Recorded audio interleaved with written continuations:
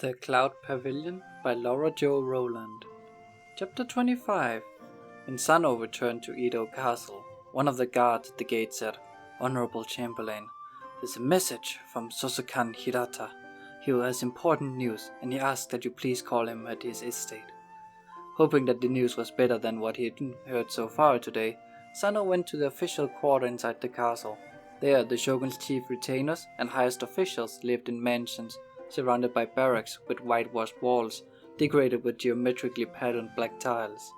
Sano dismounted from his horse outside the estate that had once been his own before he'd been promoted to chamberlain and giving Hirata his old position. Hirata's sentries led Sano inside the familiar courtyard through the inner gate. Sano had visited Hirata often enough that he usually felt little nostalgia upon seeing his former home. Today, the mansion seemed smaller, like a shell he had outgrown. Sano went to the reception room, and Hirata joined him, bringing two young samurai. They were tall, strong specimens of the warrior class, with intelligence written in the poise of their bodies, as well as in the set of their facial features. But they looked utterly miserable. Hirata introduced them as Kurita and Konoe. They are part of the team assigned to watch the ox cart drivers. A bad feeling rippled through Sano. The men fell on their knees before him and confessed, "We lost them." They were clearly devastated because they failed on their duty. In truth, Sano didn't feel much better about the fact that his suspect had escaped. On behalf of my men and myself, I apologize. Hirata looked sober and humiliated because he let Sano down. But I know that doesn't do much good. Sano didn't berate his friend. That wouldn't do much good either. Just tell me what happened. The two drivers went to work at the bridge that's being built over a canal, Kurita said. While we were keeping watch on them, the bridge collapsed. There were a lot of men on it, said Kanoe. They fell in the water, the beams and posts fell on top of them. There was so much confusion as people were running to rescue them that we lost sight of the drivers. When everything settled down, they were gone, Kurita said. Honorable Chamberlain, we've betrayed your trust and your masters, Kanoe said. He blinked furiously, but tears ran down his high cheekbones. We're ready to commit seppuku. No, Sano said, adamant. I forbid it. That would be wasting two lives for one mishap that could have befallen anyone. Sano thought that too many good men adhered too strictly to the samurai code of honor and killed themselves, while too many bad men broke its rules and lived happily ever after. The important thing is to find the suspects. He still believed they were connected with the kidnappings, and they were his only leads. I need your help. Now is your chance to make up for your mistake. Yes, Honorable Chamberlain, the man said, chastened yet relieved. Hirata gave Sano a grateful look, which Sano returned in kind. Hirata had once saved Sano's life at a serious, almost fatal cost to himself. That alone would excuse Hirata for a million mistakes. Where shall we start hunting? Hirata asks. Sano cast his mind across the city, which was riddled with places for the ox cart drivers to hide. Conducting a street-by-street search and closing off the highways that led out of time would take too much time. Logic offered a better solution. In our suspect's home territory, Sano said. Instead of going home, Raiko had her escorts take her to Major Kumasawa's estate, where she found Chio sitting in her chamber, combing Fumiko's hair. Fumiko wore a fresh white kimono printed with pale blue irises, and her face was clean. Chio must have given her a bath. She was actually a pretty girl. She sat quietly while Chio worked the tangles out of her hair. Raiko smiled at the scene, which appeared as classic and timeless as one in a painting. She was glad that Chio and Fumiko seemed to have found some peace. They looked up at her, and the illusion of peace shattered. Chio's eyes were red and wet from crying. Fumiko regained the tense, furtive guise of a cornered animal. Neither of them had forgotten what had happened, not for a moment. Fumiko started to rise, primed to flee. Chio said, "Don't be afraid, it's only Lady Raiko." She smiled with a painful effort and bowed. "Welcome. Your company does us an honor. Won't you join us?" Raiko bowed, murmured her thanks, and sat. Chio offered refreshments, and after Raiko politely refused and then accepted, a servant brought in tea and cakes. Raiko ate, finding herself surprisingly hungry after the terrible events of the morning. Fumiko wolfed down the food. Chio smiled indulgently and said, "She's always ready to eat." She's making up for months of near starvation, Raiko thought. It's good of you to feed her. Even when Chio smiled, the sadness never left her eyes. Having her to take care of has done me good. Raiko knew she was thinking of her children. So what brings you here today? Is there any news? Yes, but I'm afraid it's bad. Raiko told Chio about the nun's suicide. She didn't want to disturb Chio, but neither did she want Chio to hear the story via gossip. Her look saddened. The poor woman. I shall pray for her spirit. Fumiko didn't seem to care. During the last cake, she started to wipe her mouth on her sleeve. Chio gently stopped her and handed her a napkin. She scowled, but she used the napkin, then carefully folded it. Raiko was pleased to see Chio teaching the girl manners. Maybe they would do Fumiko good in her uncertain future. Has anything else happened? Chio asked. Raiko sensed how eager Chio was to hear that the kidnapper had been caught and that life would somehow return to normal. She hated to disappoint her. My husband is pursuing some inquiries. She couldn't tell Chio what Sano was doing at Edo more. Not even his family could know the secret. Tengu instead may furnish new clues. There came the sounds of heavy footsteps and male voices from the front of the house. Fumiko sat up straight, her ears perked. It's my father! She jumped up and scurried out of the room. What can Jirocho be doing here? Raiko said as she and Chio followed. They went to the reception room, from which Jirocho's and Major Kumasawa's voices emanated. Fumiko would have rushed inside, but Chio held her back, gesturing her to be quiet. Raiko, Chio, and Fumiko cautiously peeked in the open door. Major Kumasawa was seated on the dais, Jirocho and his bodyguards on the floor below. The women stepped back so as not to be seen, and listened through the lattice and paper wall. Why have you come to call on me? Major Kumasawa said in an unfriendly tone. Because you and I have common interests, Jirocho said, unruffled by Major Kumasawa's cold reception. And what might those be? We've both been suffered insults to our clans. A mere coincidence. It doesn't justify the relationship between us. We have something else in common, Jirocho said. Neither of us likes how Chamberlain Sano is conducting the investigation. That hardly makes us comrades. Sarcasm tinged Major Kumasawa's voice. Why impose on me to talk about it? State your business. I'm here to make a proposition, Jirocho said. We join forces and hunt down the kidnapper ourselves. There was a short silence, in which Raiko could sense Major Kumasawa's surprise. Major Kumasawa said, I'm conducting my own search. Why would I want to cooperate with you? Because you haven't managed to catch the bastard yet, Jirocho said. You haven't either, Major Kumasawa retorted. True, Jirocho admitted. I don't have enough men to search the whole city, neither do you. But if we put our troops together, we can cover twice as much area without going over the same ground twice. That would surely interfere with Sano's inquiries, Raiko shuddered. Major Kumasawa said, It's not a good enough reason. I know what you are. I know how you do business. Joining forces with you would bring me nothing but trouble. In my will, Raiko thought, Jirocho said. Before you refuse, listen to this. Have you ever wondered why you haven't been able to find out who kidnapped your daughter? It's only been a few days since she was taken, Major Kumasawa said. All I need is more time. Have you ever stopped to think that maybe you're not getting anywhere because there are places in the city that you don't know and people who won't talk to you? I know the city like the palm of my hand, Major Kumasawa said, growing more and more irritable. I can go every place, make everybody talk. Well, you're mistaken, Jirocho said evenly. You're a high-ranking samurai, live in your own little world. There are many people you never even see because they're careful to stay out of your way.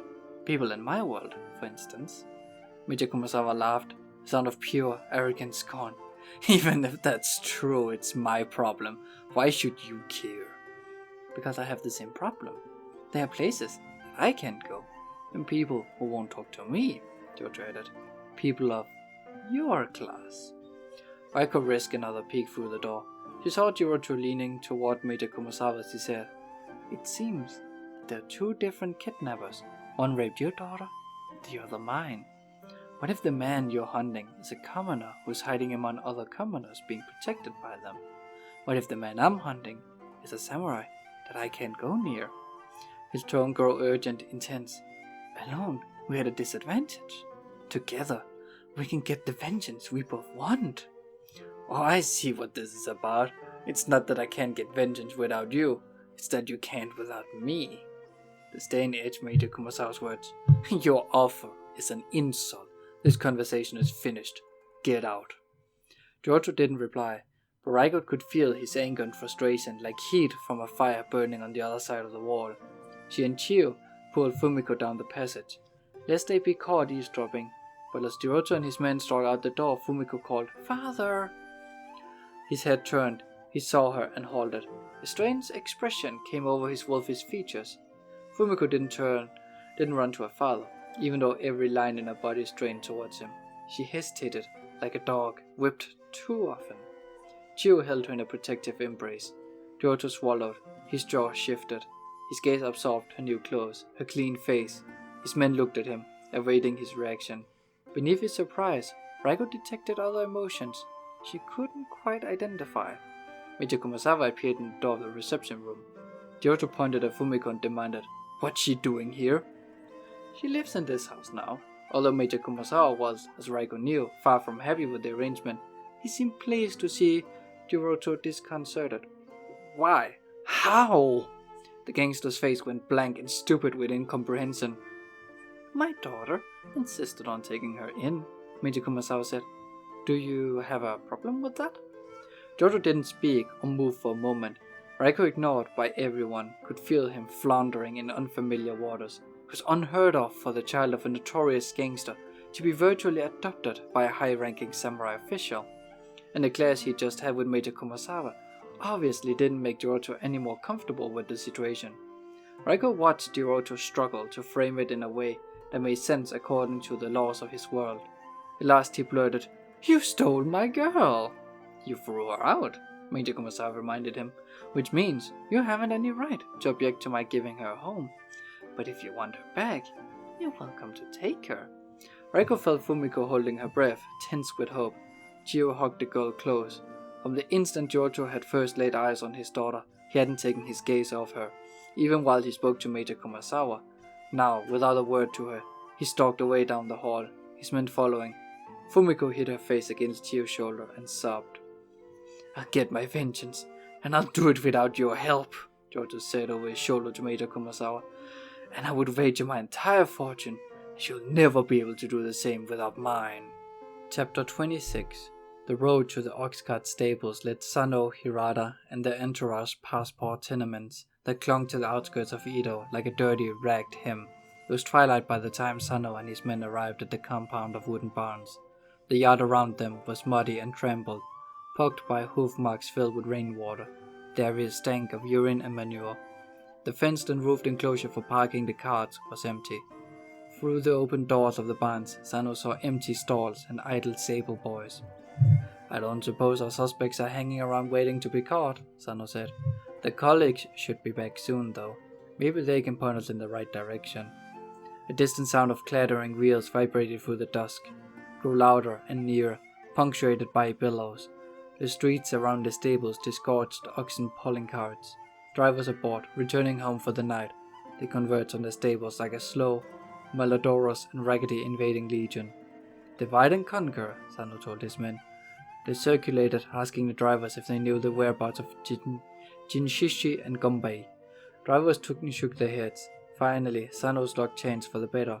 Jinshichi and Gombei, "What a pair of good-for-nothings," said an eighth driver Sano questioned. Naked except for a dirty loincloth, a rag tied over his head, and straw sandals on his feet, he had skin so tanned and leathery that one could have made a good saddle out of it. As he and his fellows parked their carts under the shelter, he spat on the ground in disgust. "Why do you have such poor opinion of Jinshishi and Gombei?" Sano asked. "They're lazy," the driver said. "They show up late and keep everybody waiting." He unyoked the ox. Other carts racketed into their places in the long rows. Oxen bellowed and snorted. "Sometimes they leave before the work's done, which means the rest of us have to haul extra loads. And for what?" He spat again as he led his ox towards the stables, and Sano followed. "No thanks from Jinshichi and Gombei, lazy slobs." Sano was intrigued by the portrait of his suspects. Where do they go when they're supposed to be at work? Don't know. They keep it to themselves. Maybe they went hunting and kidnapping women, Sano thought. The boss keeps threatening to fire them, the driver said. Why doesn't he? Driver pantomimed jingling a string of coins. Where do they get the money to pay him off? Your guess is as good as mine, the driver prodded his ox into a stall. But they have more than the rest of us. They even brag about going to Yoshiwara. The Yoshiwara pleasure quarter was too expensive for ordinary ox cart drivers. Sano began to entertain different ideas about the nature of the crimes he was investigating. Can you tell me where I might find them? Sorry. Where do they live? Same place as me. The driver pointed towards a street of tenements, but I haven't seen them around there since yesterday. Sano thanked the man. As he turned his horse to go, the driver said, Wait, master. I just remembered something. A while back, I ran into Jinchichi and Gumbei at a tea house called The Drum. I was driving past as they were coming out. Not the kind of place I'd expected to see them. Why not? It's for high-class folks. I was surprised that Jinchichi and Gumbei got in. I wondered what they were doing there. So did Sano wonder. The Drum Tea House was located a block off the main street in a Nihonbashi merchant quarter, behind the popular dry goods store named Shirokiya. The shops around it were closed for the night, and no one was around except the watchmen guarding the gates at either end of the road. The tea house occupied a building decorated with drum-shaped blue lanterns, whose cold light reflected in the puddles and cast an eerie radiance into the darkening room. Sano and Hirata left their troops and horses down the street. They entered the tea house and found a spacious room lit by the blue light shining in through the paper window panes. Maids poured sake for the customers, all male, who sat on the floor. Along the walls were private enclosures, with curtains drawn across the entrances. The dim light gleamed on the shaved crowns of samurai and the oiled glossy hair of rich commoners. The blue lanterns colored the men's face with a morbid glow. Conversation was quiet, minimal. Each man appeared to be alone. The proprietor stepped out of the shadows.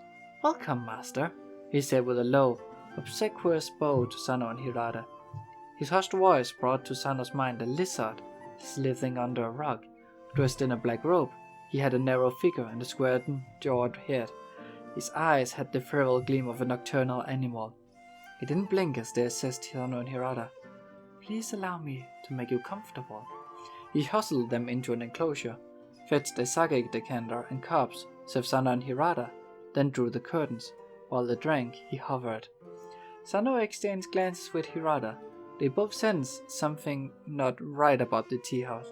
The darkness, the quiet, the mix of samurai and commoners, and the lack of camaraderie were unusual, and there was an odd tension in the air. Sano wanted to know what was going on. Won't you join us? He asked the proprietor. It would be an honor. The proprietor knelt beside Sano. As he refilled the cups, he murmured, Might there be something else I can do for you? There might, Sano said. What have you to offer? It depends. On what? On your particular situation. The proprietor paused, waiting for Sano and Hirata to answer. They waited for a cue from him. Discreet for the business triumph over caution, he whispered, Is there somebody who's making trouble for you? I can put you in contact with people who can teach him a lesson. What if there is someone? Sano said. What would your people do? It depends on what terms you're willing to meet, the proprietor said. How much to have him beaten up? Hirata said. 50 momme. That was quite a bit of silver. Sano began to understand how Jinshishi and Gumbei might have come by the extra cash. They were apparently among the proprietor's people, which would explain their presence at the tea house where clientele normally didn't associate with low-class men like them. How much to eliminate somebody? Sano asked. That would depend on who it was and how difficult it would be, but the price starts at 100 koban. It appeared that wealthy folks who didn't want to risk killing their own enemies somehow found their way to the Drum Tea House, probably by discreet word of mouth. Samurai could kill commoners without punishment, but not one another. For merchants and other citizens, the penalty for any murder was death. The drum offered a solution to their problems and kept the blood off their hands. I'm impressed with your ingenuity, Sano said. My humble thanks, the proprietor simpered. But you should be more careful whom you do business with, Sano said. Allow me to introduce the Honorable Chamberlain Sano, said Hirata.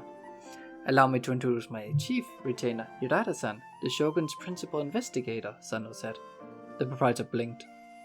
Murder for hire is a crime, Sano said. we're going to arrest you and put you into jail. The proprietor lunged out of the enclosure as fast as a snake plunging down a hole, but Hirata was faster. He grabbed the man's arm, yanked back into place. The man struggled until Hirata squeezed a tender spot between his muscles. He let out a bleat of pain and sank to his knees. I didn't mean it, he said with an anxious grin. We don't really kill anybody. It's just a joke. We'll see about that, Hirata said. His finger dug into the man's wrist. The proprietor stopped, straining to break free. I can't feel my arm. I can't move. He beheld Hirata with a frightened shock. What have you done to me? Hirata had pressed against the nerve that controlled sensations and motion in the human body, Sano knew. Hirata said, It's just a little trick I learned while walking in the woods one day. You run a murder for hire business, don't you? The proprietor's body sat still as a corpse, propped upright. Only his face was animated by terror. No! His gleaming eyes darted in search of help, but his soft voice didn't carry outside the enclosure, and nobody opened the curtain to see what was wrong. How do you like this? Hirata changed his grip slightly. Now the proprietor's eyes and mouth flared wide as Hirata constricted his lungs. All right, he choked out. It's true. Kill him, Sano said. Spare the bother of an execution. No, please don't. The proprietor wheezed. His face turned bluer in the blue light. Let me live. I'll do anything you want. Let's see if there's something we want you can give us, Sano said. You usually pitied helpless people and disapprove of physical coercion. Not this time. We're looking for 2 men, named Shichi and Gonbei. Do they work for you? The proprietor's face twisted from side to side as he tried to shake his head and failed. He rather pressed hard on his wrist, and his voice emerged in a strangled croak. Yes. What do they do? Sano asked. He rather eased his grip long enough for the proprietor to gulp a breath and say, They get women, for men who want special things. Now Sano understood Shichi and Gonbei's sideline occupation and role in the kidnappings. Neither of the ox cart drivers had raped Chio and Fumiko Tenguin. They procured the women for someone else. Someone who had sexual tastes. They couldn't be satisfied in Ito's brothels. Was one of these women nursing mother and another a nun? I don't know who the women were, the proprietor said and gasped because Hirata had compressed his nerves again. No, I really don't. Honest, all I did was set Junjishi and Gonbei up with my clients and take my share of the money. What they did after that was between them and the clients. Tell me the name of your clients, Sano said. Fresh terror blazed in the proprietor's eyes. Sano could feel his body shaking inside, vibrating the floor, even though he was paralyzed. I can't tell you. They'll kill me. If you don't tell us, I'll kill you, Hirata said. The proprietor crumbled into a heap, as if his bones had dissolved. Sano couldn't begin to imagine what spell Hirata had wrought. The proprietor lay limp, gasping with panic. From outside the enclosure came the voices of the maids, chatting among themselves, unaware that anything untoward was happening. All right, if you just let me go, I'll talk. Chapter 27. You didn't let him go, did you? Raiko said as she served Sano his dinner at home late that night. No, of course not. Sano had begun the story of what had happened at the tea house. Now he hungrily ate raw mackerel, laid on rice balls, and dumplings stuffed with vegetables. Hirata and I closed down the tea house. We took the proprietor to Edo jail later. I'll figure out exactly what crimes he's guilty of arranging, and your father can put him on trial.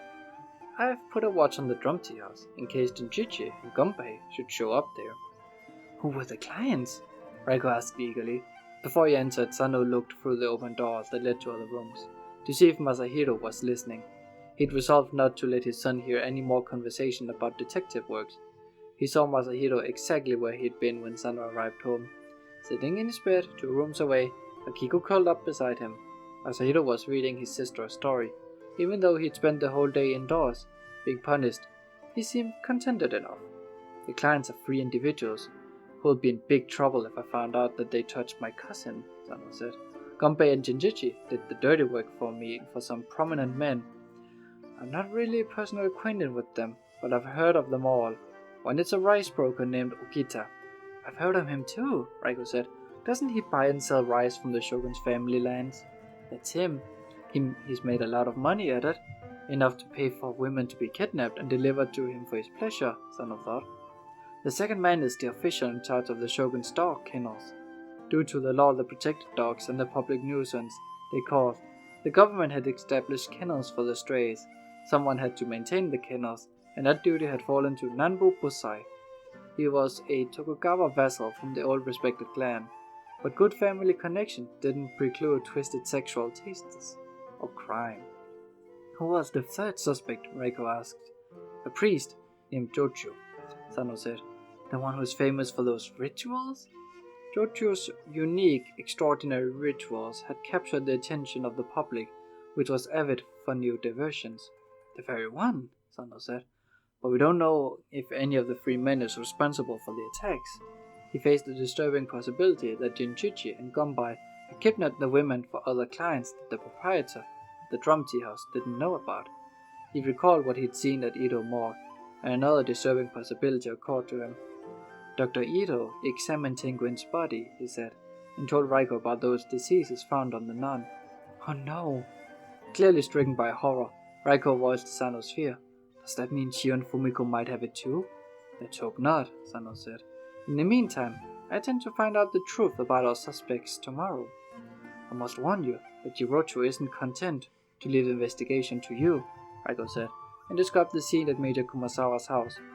Sano was glad his uncle had spurned the gangster's proposition that they joined forces, but displeased by the thought of Jirocho running wild in pursuit of blood. That's bad news, Sano said, but I won't let Jirocho get in my way. He rather raced through the corridors of his mansion. His children stampeded after him, whooping and laughing. Their footsteps shook the floor. Hirata swerved around corners. Taiko and Tatsu crashed into walls. Midori called from her chamber. All this noise is giving me a headache. But her tone was fond, indulgent. Hirata knew she loved having him at home, romping with the children. He'd been gone for too much of their short lives, and he had to win back their love. He ran ahead of them and darted into a room. Taiko and Tatsuo sped towards him in a hot, uproarious pursuit. Hirata jumped out of the room and shouted, "Boo!" They recoiled and screamed. Now he was chasing them. They all spilled out the door, down the steps into the dark garden. Try to find us, Papa, Taiko called. She and her little brother ran off to hide. Hirata ambled after them. The red grass soaked his socks. Fireflies glimmered in the weak, fleeting light. Hirata spotted Taiko behind a stone lantern, and Tatsuo peeking around a pine tree. He pretended not to see the children, but they screamed when he came near them and bolted. They rustled so loudly through the grass that Hirata didn't need mystic martial art power to hear where they went. Midori appeared on the veranda and called, "That's enough. Come inside. It's time for the children to go to bed." Taiko and Tatsuo let out woeful cries and begged her to let them play a little longer. A pulse of energy traveled through the darkness, through Hirata. His breath caught. His chest rippled as he detected the same presence that he had encountered at Shinobasu Pond. It was inside Edo Castle, somewhere nearby. Hirata froze, listening with all his might. The peaceful night vibrated with howls and screeches beyond the range of normal hearing. He moved his gaze from side to side in an attempt to see the invisible threat. His pupils dilated, his vision expanded. The whole interior of Edo Castle, its buildings, streets, and passages formed an image like a distorted map, composed of echoes and memory around the periphery of his eyesight. He couldn't locate the presence, but he could feel the danger. "Taiko, Tetsuo, get in the house," he shouted. He sped towards the children, scooped up Taiko with one arm and Tetsuo with the other. Frightened by his alarm and his rough handling, they started to cry. "What's wrong?" Midori said. "What are you doing?" Hirata vaulted onto the veranda and threw the crying, screaming children in the door. He said to Midori, "You two." "Have you gone mad? What is it?" she demanded. "Someone's out to get me." Hirata stood between her and the threat, his arm flung wide to shield her. He gazed into the night, his heart pounding. "Someone's always out to get you," Midori said. "That's the problem with being the man that everyone wants to be. Why upset the children?" "He's here," Hirata said. "Where? I don't see anyone." Hirata didn't either, but the energy still pulsed with ominous power. "Just do as I told you. Go in the house." Determined to protect his family, cursing himself because he'd left his swords in the house, there was no time to fetch them. He started down the steps. His body was his only weapon. Midori followed him. "Why are you scared?" he asked. During his time away from home, she developed a strong will of her own, and she often disregarded his orders. Furthermore, she wasn't quite convinced that her husband lived in dimensions she couldn't see. "You can defeat anybody. Besides, this estate is full of guards. Nobody can get in to hurt us. Hirata raced in spirals through the garden. He felt like a cat chasing a string it couldn't see, while an unseen hand jerked the string away, and that, just out of reach. The pulse came from all directions, and none. As he left the garden and barreled down the passage between buildings in his stead, Midori fell behind. He faintly heard her calling him to come back and calm down. He burst through the gate that led to the street outside the estates. "Where are you?" he yelled. "Show yourself!" Sounds of dogs barking and troops patrolling on horseback in the distance were only his own answer. The street bordered by the walls of other estates was empty, serene under the moonlit clouds, but Hirata felt no peace. His enemy had access to Edo Castle. Stone walls and the Tokugawa army hadn't kept him out. He could get close enough to attack Hirata whenever he wanted.